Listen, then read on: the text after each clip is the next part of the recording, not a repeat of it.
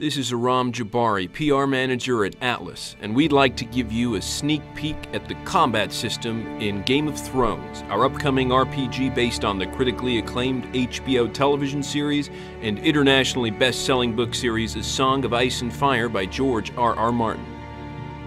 Let's start by taking a look at the core of the game's combat engine, the active pause system. Game of Thrones is a fast-paced role-playing game where all combat, skill use, and item use happen in real time. When the pulse-pounding action becomes overwhelming, the player can slow down time to better make strategic decisions like giving allies orders or choosing to use some of their character's skills to help turn the tide of the fight.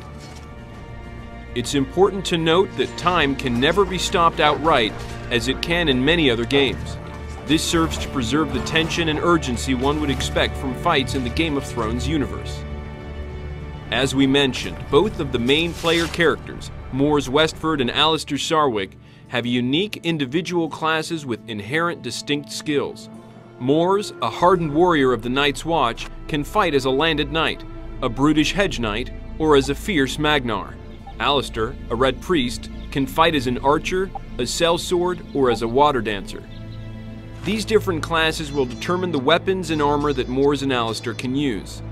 A hedge knight may use cumbersome two-handed weapons and sweeping attacks, while a landed knight will fight best with his sword and shield combination. Both of these characters will also play differently. For example, Alistair is not quite as stout in battle as Mors is. When facing multiple enemies, Alistair will typically prefer to not stand and fight.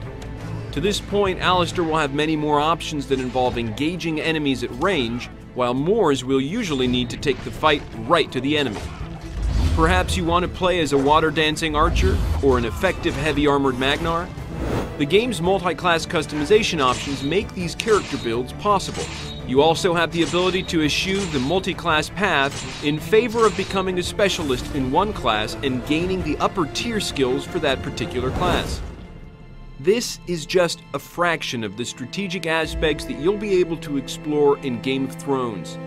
On behalf of everyone here at Atlas, I'd like to thank you for watching, and we hope you're looking forward to playing Game of Thrones when it comes out on May 15th, 2012 for PlayStation 3, Xbox 360, and PC.